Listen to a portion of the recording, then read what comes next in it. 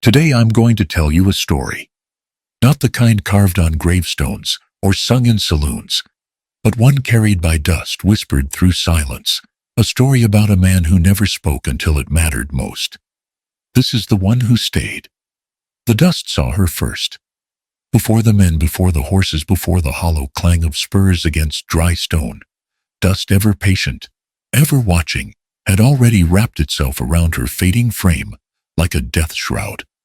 They rode 5 wide across the high Colorado plateau, where the land ran dry and brittle as old bone.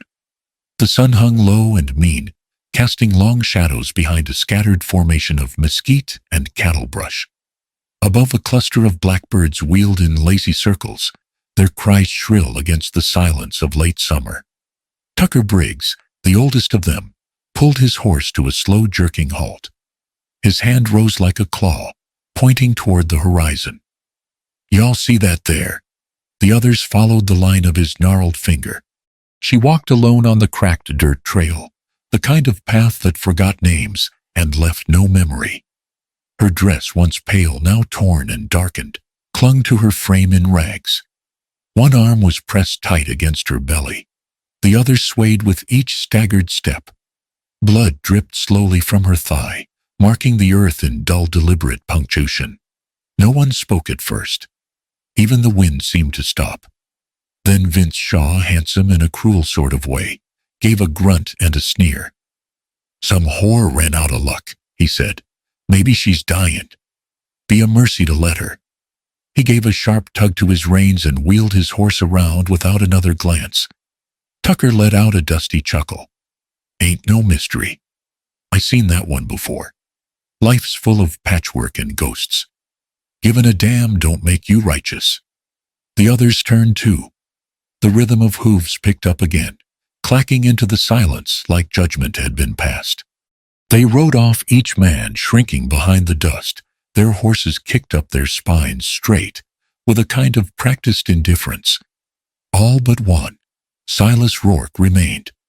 His horse snorted restless, but he didn't move. He sat hunched in the saddle, a shadow cast long and silent. His eyes, gray and old beyond his years, locked on the woman.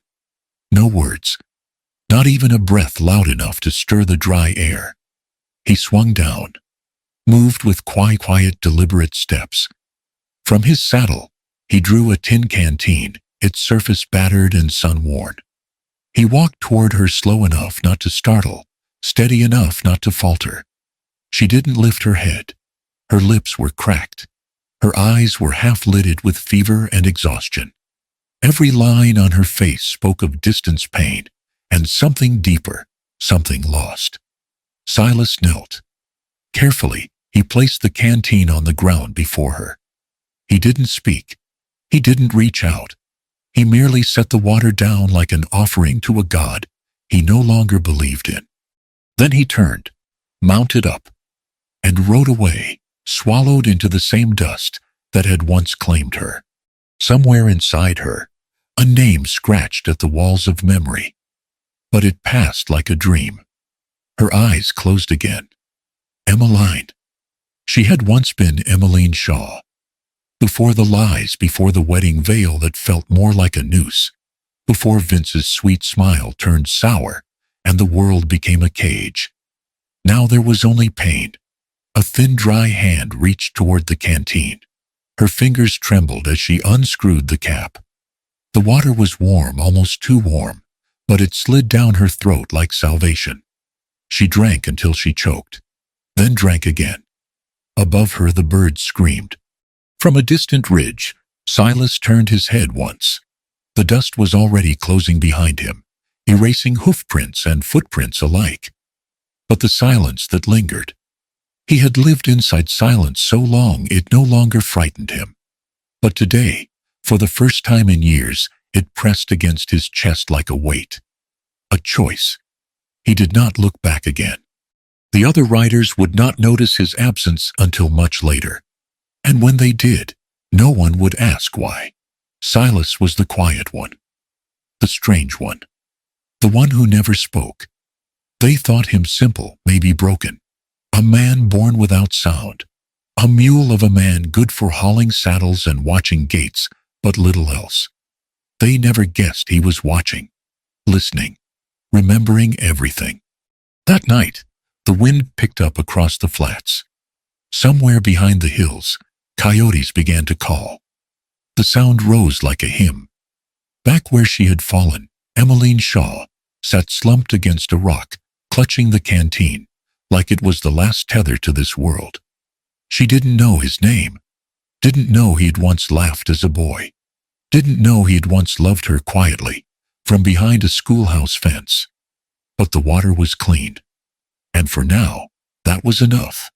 The others rode into Dry Hollow at dusk, boots covered in dust and lips full of cruel jokes.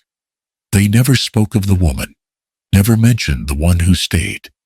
And so the story began not with a gunshot, not with a scream, but with silence, and a single act of mercy beneath a sky that forgot most things. Except this. The dust saw her first. If this story spoke to something quiet in you, something that lingers long after the dust settles, consider subscribing. There's more where this came from. More tales of the forgotten, of those who stayed. Out here silence has weight, and every voice, yours included, deserves to be heard. Night fell without mercy. The desert swallowed the last hints of sun, and the plateau turned black and brittle, cracked like the shell of something long dead. Stars blinked through a veil of dust, and silence, distant and unbreathing. Somewhere in that dark Silas Rourke rode alone. He'd waited until their backs were turned, until the others were swallowed by the glow of Dry Hollow's dying lanterns. Then he circled wide through the brush, letting the night erase the trail behind him. The place where she had fallen looked different in the dark, less like a grave, more like a question. She was still there, curled in on herself, the canteen empty at her side. Her breathing was shallow, but steady. Fever had taken root. He could see it in the sheen on her skin, the flush rising beneath the blood. Silas knelt beside her. He didn't speak. He never did. He wiped her forehead with the corner of his sleeve and brushed the dust from her lashes. Then, with a grunt muffled by restraint, he lifted her into his arms. The weight of her wasn't much, but the meaning, it settled deep in his bones. The cabin sat high on the shoulder of a hill, half swallowed by juniper and stone. It looked like something the world had forgotten, except for the light. A small oil lamp burned in the window. It had always burned there as far back as Silas could remember. It was not meant for welcome. It was meant for warning blind Gran Rourke's way of saying she was still breathing and still stubborn. He nudged the door with his boot. From the shadows came a voice, raspy low, and carved from 1,000 winters. "You come dragging ghosts, boy." Silas made no reply. He never did. Gran didn't need words to know. She felt the shift in the floorboards as he stepped inside, heard the strained breath, not his own. She turned her face toward him, eyes white and filmed. "Set her down," she said, "and close that damn door. The night's got teeth." Emmaline drifted in and out of a red fog. Sometimes she saw stars, sometimes fire, and sometimes the face of a stranger, a silent man with tired eyes. She woke to the sound of water dripping into a bowl. The air smelled of juniper smoke and boiled herbs. Her skin burned, and her throat was raw. When she tried to speak, only a dry rasp came. Hands calloused but gentle propped her up. A spoon touched her lips. Bitter broth slid down her tongue. She turned her head and saw him. He sat in the corner just beyond the lamp's reach, watching, always watching. Her voice cracked. "Who are you?" He didn't answer, just stared into the fire like it owed him something. Emmaline's head swam. Maybe it was fever. Maybe it was the echo of something old. His face, there was something in it. Silas watched her sleep, and every breath she took was a thread pulled tight in his chest. He remembered the sound of her laugh, years ago, softer than wind through wheat. He remembered the ribbon she wore in her hair, blue as a summer ski spy. And he remembered the blood on his hands. He kept the fire low and her blankets warm. When she shivered, he stoked the embers. When she muttered in her sleep, he wiped the sweat from her brow with a cloth wrung from cool water. His hands shook some days, not from fear, but from memory. Guilt, he'd learned, had a rhythm, and it moved through him like music no one else could hear. Gran Rourke said little. She moved through the cabin, like smoke tending to poultices and pots. Sometimes she hummed an old hymn, but mostly she listened. To the fire, to the wind, to the silence between them. She never asked who the girl was, not with words. Emmaline recovered slowly. Her fever broke on the fourth day sometime before dawn. She woke to the smell of coffee and the sound of birdsong, two things she'd nearly forgotten. She sat up with effort. The blanket slipped off her shoulder. Her side ached like hell. He was there, the quiet one, sitting on the porch with a tin mug in hand, staring at nothing. Emmaline stepped to the doorway, leaning hard against the frame. "You're not going to tell me your name, are you?" No answer. Just the creak of his boot as he shifted. She studied him. Hair too long, shirt patched at the elbows, a scar across his jaw. He looked like every mile he'd ever ridden still clung to him. And yet, there was something almost careful in the way he sat, as if he was afraid of making noise in a world already too loud. She whispered mostly to herself, "Why won't you talk?" Still nothing. But the way he turned his head, slow, deliberate, it made her pause. It wasn't anger. It was sorrow. Deep, old, unspoken. Later, Gran Rourke set down a bowl of stew with a grunt. "He don't talk," she said, matter of fact. "Ain't spoken a word in 7 years." Emmaline blinked. 7. Man sees what he shouldn't, says what he shouldn't, and folks end up dead. Been silent ever since. The old woman stirred the fire. "World's full of folks running from ghosts, but that boy, he carries his, quiet as a prayer." Emmaline didn't answer. She looked out the window where the ski was turning gold. And in the hush that followed, something inside her shifted. She didn't know who he was. Not yet. But she knew one thing: he had come back for her. The fire cracked low in the hearth, but Emmaline couldn't sleep. Outside, the wind whispered through the branches like someone saying things too old to understand. Inside, the cabin pulsed with silence.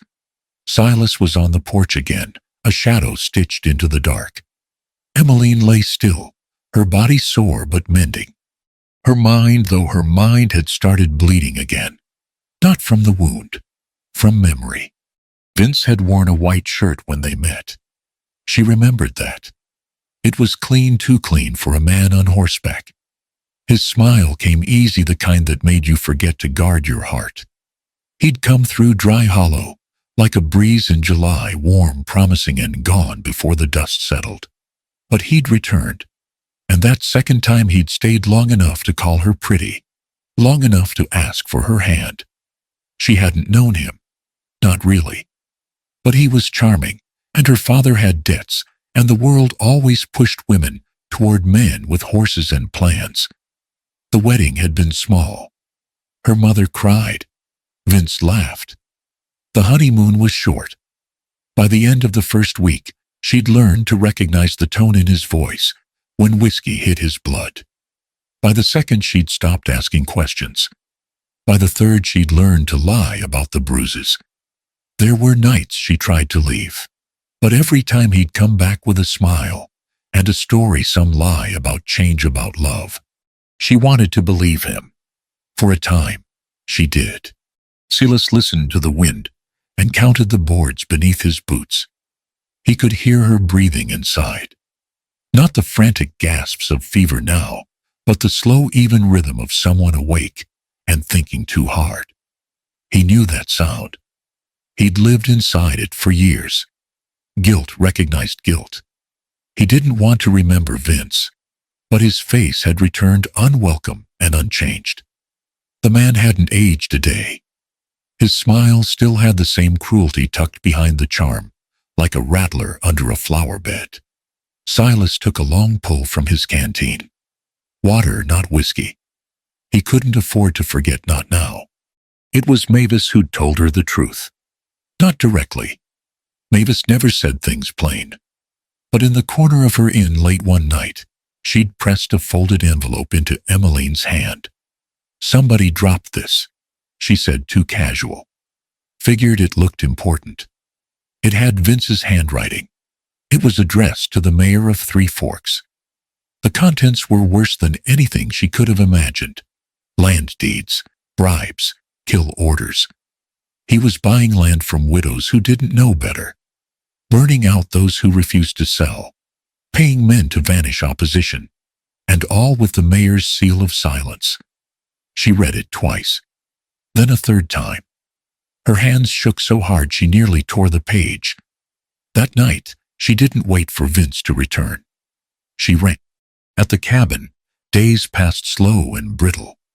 Gran Rourke kept her distance, though sometimes Emmaline caught her humming that same old hymn. The sound reminded her of safety, and that scared her more than anything. Silas moved like fog present, but never pressing. He chopped wood in silence, boiled water in silence, sat on the porch with the dogs, and stared down the valley, always silent. She wasn't used to that. Men who were quiet often had the loudest tempers. But Silas didn't hum with danger. He carried something else, regret maybe, loss. She found herself watching him when he wasn't looking. And then one morning she saw it. A piece of cloth draped over a rocking chair near the hearth. Embroidered. She stepped closer. Lavender sprigs stitched by hand. Tiny, precise. The thread, a pale blue-gray. She'd seen that pattern before, years ago. Her fingers had mimicked it in a sunlit kitchen under the stern tutelage of a blind old woman with a sharper tongue than needle. Gran Rourke. She touched the embroidery like it might vanish. Suddenly, it wasn't Silas she was thinking of. It was someone smaller, younger. A boy with dirt on his knees, who never spoke but always listened. He'd been there, watching her thimble twist threading through cloth, his eyes like storm clouds. She turned toward the porch. The man sitting there wasn't a stranger, not entirely. That night, sleep came and went in shards. She heard a whisper once, maybe the wind, maybe her own voice. But the name she hadn't said in years burned at the back of her throat. Silas. Could it be? She wasn't sure. Not yet. But the fire in the hearth popped again, and she thought of another fire. A different night. The sound of horses. A scream. The smell of gunpowder. Vince had said it was nothing. But Emmaline remembered what nothing smelled like. And this wasn't it. She lay back staring at the beams overhead. In the silence, truth circled like buzzards. And fire, once spoken, always answers back. Gran Rourke's voice carried like wind through curtains. Emmaline was tending the pot on the stove, listening without meaning to. The old woman was rocking slowly near the fire, her blind eyes turned toward the past. He was just a boy, then Gran said. Quiet as fog, always watching. Never much for always that one. Silas was like that, always was.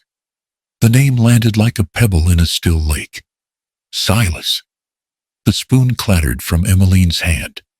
She turned chest tight, the heat from the stove forgotten. The word echoed through her, the boy, the eyes like smoke and storms. Silas. It wasn't a guess anymore. It was memory catching up. Outside, Silas stood beside the woodpile, splitting kindling with the slow rhythmic certainty of a man used to hiding in labor.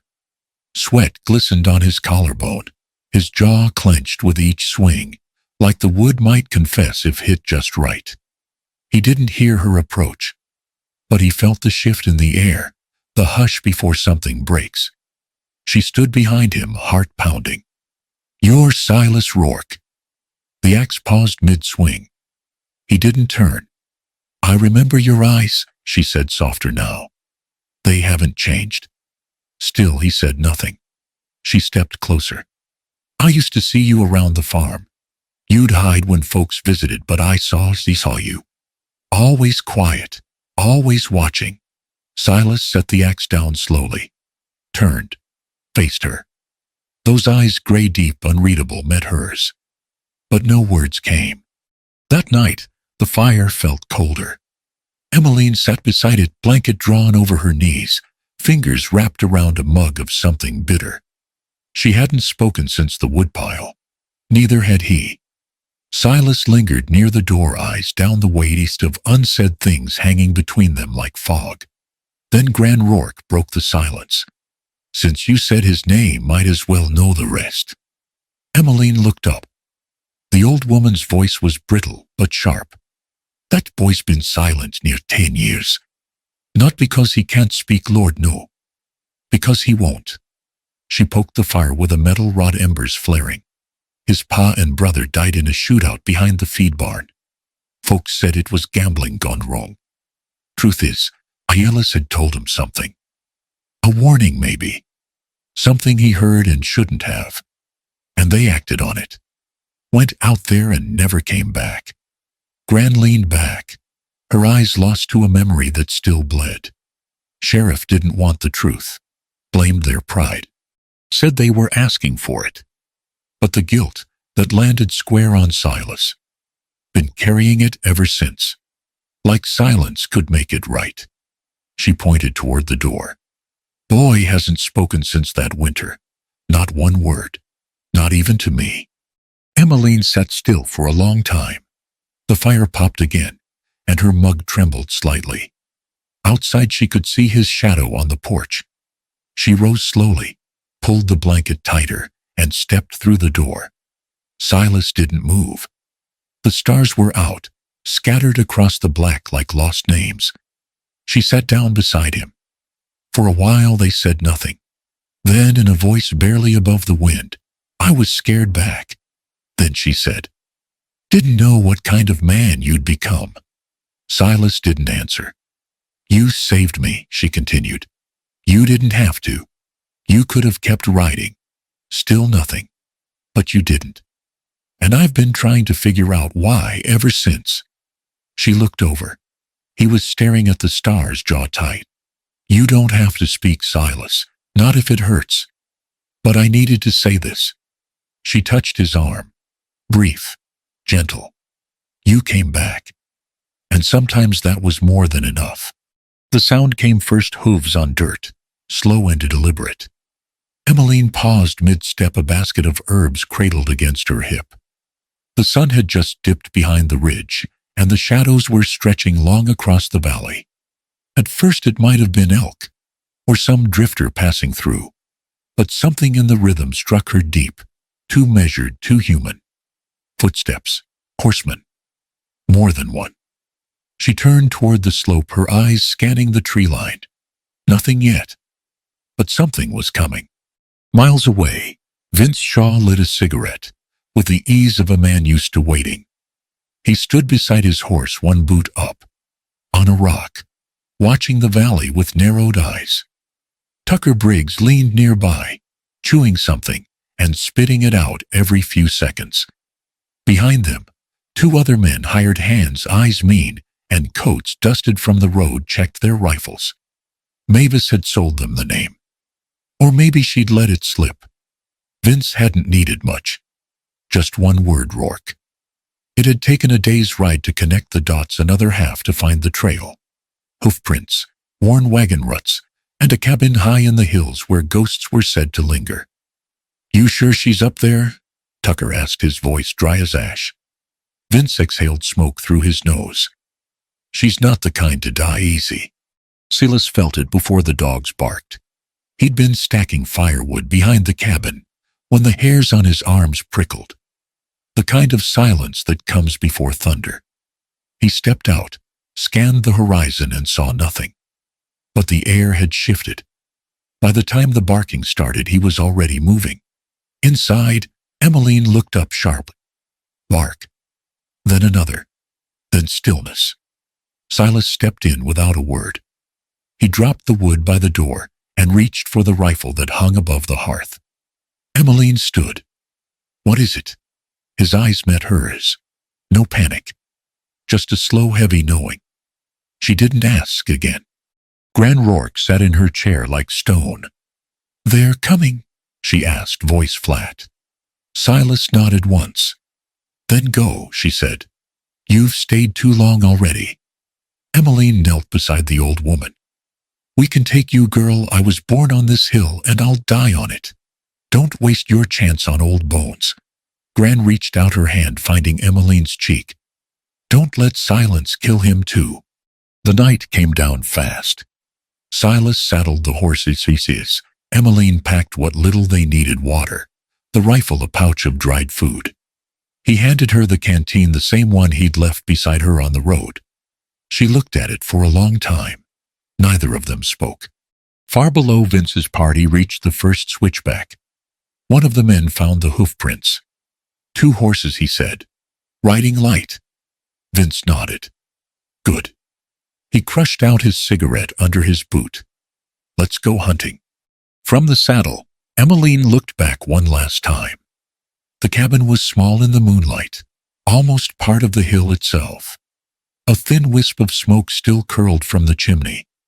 Silas followed her gaze, then turned away. He never looked back. Not at the cabin, not at the fire, not at the woman who raised him, still sitting in her chair, blind eyes turned toward the stars. The night swallowed them whole, and behind them, the footsteps came. Snow had started to fall by morning. It came slow, like ash drifting in from the northern ridge, covering the trail in a hush. The forest, once brown and brittle, softened under white. Footprints vanished in minutes. So did the sound, but not the danger. Silas rode with his shoulders hunched, eyes scanning between the trees. Emmaline followed close behind. Neither had spoken since they left the cabin. Words didn't matter now, only time, and distance, and the weight of what was coming. Vince saw the smoke first. He crouched near a boulder, glassing the ridgeline with a small brass scope. The fire had been small, well hidden, but not enough. He smiled, thin and cruel. "They're close," he muttered. Tucker stepped up beside him, squinting through the snow. "You sure about this?" Vince didn't answer. The other 2 flanked out, rifles ready. It was almost done. Emmaline felt it before she heard it. A silence too complete. The kind the world makes just before blood spills. She slowed, her horse eyes sweeping the tree line. Then came the crack, sharp, clean, echoing through the snow. She tumbled sideways off the saddle, rolling hard into the drifts. Bark exploded from a tree behind her. A second shot followed, missing by inches. She scrambled up, boots sliding. Silas. But he was already off his horse, rifle drawn, eyes like flint. "Move," he signaled with his hand. They ran. They found shelter in a narrow gorge cut between 2 ridges. Snow muffled their steps. Above, the trees creaked under the weight of winter. Emmaline pressed her back against stone, chest heaving. Her coat was torn, a line of blood along her sleeve. She met Silas's eyes. He shook his head. "Not bad, just a graze." He peeked out from behind the rock. A figure moved in the distance. Vince. He walked like a man already sure of a victory. Silas moved first. He circled wide through the trees, every step calculated. He could hear them, Tucker's boots crunching carelessly, one of the others, whispering curses at the cold. But Vince was silent. He moved like a hunter, just as Silas had once seen him years ago in that barn, right before everything turned red. Emmaline stayed low, clutching her pistol. Her hands shook, not from fear, but from rage. She would not die here, not in the snow, not for a mice like Vince. It happened fast. She slipped, trying to reposition, and her boot crunched on ice. Vince's head snapped toward the sound. He raised his rifle and stepped into the clearing. She froze. The muzzle of the gun pointed straight at her. no cover, no time. Silas saw it. From across the clearing through the trees he watched Vince level the rifle with full. And then he moved. A blur through the snow, silent no more. He burst from cover, boots pounding, heart hammering. He got between them just as Vince pulled the trigger. The shot echoed like a bell. Silas didn't fall. He stood there between Vince and Emmaline, chest rising, arms wide. Vince blinked. "Move, you dumb bastard," he snarled. And then Silas spoke. "Let her go." The words cut through the snow like thunder. Ragged, deep, real. The first sound his voice had made in a decade. Vince faltered. Even Tucker, creeping through the brush nearby, froze. Silas stepped forward, eyes locked. "You won't touch her again." Emmaline could barely breathe. The sound of his voice, it wasn't just noise. It was a rupture, a wound torn open to release something buried too long. She watched Vince's hands twitch, watched Tucker shift behind a tree, watched Silas stand taller than he ever had. There was a moment, a breath held by the earth itself, where everything could have ended in gunfire. But Vince hesitated. The voice, the eyes. The man who'd once been silent, now burning with something unbreakable. And Vince stepped back. Just one step. But it was enough. Silas raised his rifle. The cold didn't touch him anymore.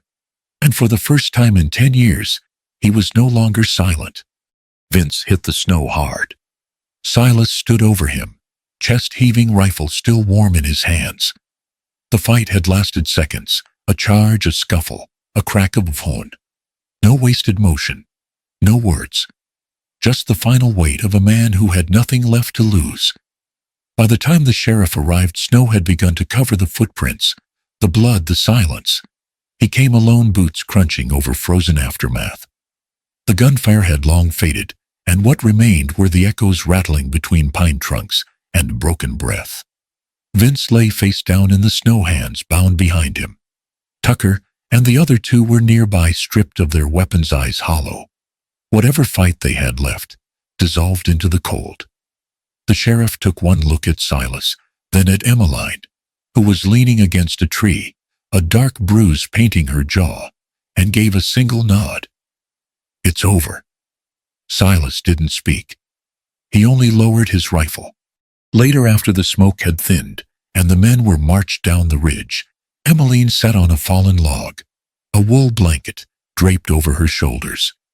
Silas stood a few paces away, cleaning his hands in the snow. The silence between them wasn't heavy, it was familiar. It had settled like dusk. Natural. Unforced. She watched him, this man who had given her nothing but water when she was dying, and then everything after. "Why did you stay?" she asked. Her voice was low, fragile in the thinning air. Silas didn't turn. Not right away. He stared into the tree line where the last light bled through branches. Then quietly, "Because you were the only one I waited for, but never dared to name." She didn't answer. Didn't have to. She stood, walked toward him, reached for his hand. He let her. His fingers were cold, rough with scars, but they closed around hers with a gentleness that felt almost unreal. They stood there silent. The storm had passed, but snow kept falling, like the world was trying to bury the noise. And maybe for once it would stay buried. Silas didn't speak again that day. But Emmaline didn't need him to. He had said the one thing that mattered, and sometimes that was enough. For the man who stayed. A year had passed. The mountain was quiet again, wrapped in white and the sharp scent of pine.